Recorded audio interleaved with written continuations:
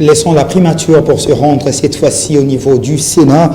La Chambre haute du Parlement a tenu une plénière le mardi 3 mai dernier, au cours de laquelle 5 projets de loi ont été examinés et votés par les élus des élus. C'est le ministre des Finances, Nicolas Kazadi, qui les a présentés devant ses élus.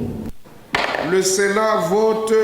Ces 5 projets de loi seront transmis au président de la République pour promulgation. C'est un véritable marathon au Sénat. Les élus des élus ont examiné et voté 5 projets de loi à caractère économique et social.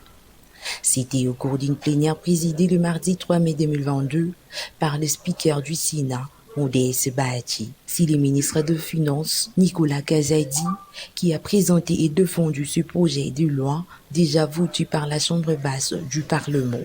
Il s'agit notamment du projet de loi de l'accord cadre pour la protection des investissements entre la RDC et la Banque arabe pour le développement économique en Afrique, projet de loi autorisant la ratification de l'accord de prêt entre la RDC et le Fonds américain de développement, projet de l'accord de crédit entre la RDC et l'Association internationale de développement, pour ne citer que ceux-ci. 2 questions ont été posées aux représentants du gouvernement pour apporter l'éclaircissement sur le choix des provinces concernées par ces financements, les critères de sélection de territoires bénéficiaires et les mesures prises pour éviter les détournements, questions auxquelles l'Argentine de la RDC a répondu séance tenante. Le choix des projets.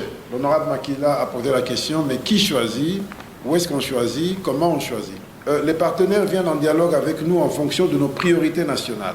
Nos priorités nationales, c'est développer le pays, mais c'est aussi réduire la pauvreté, c'est aussi réduire les conflits, apporter plus de sécurité, plus de paix.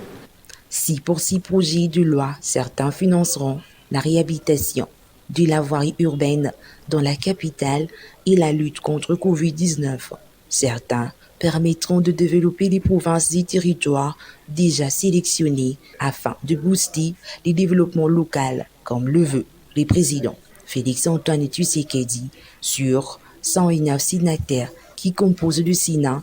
96 ont pris part au vote et tous ont voté pour 6 accords des financements.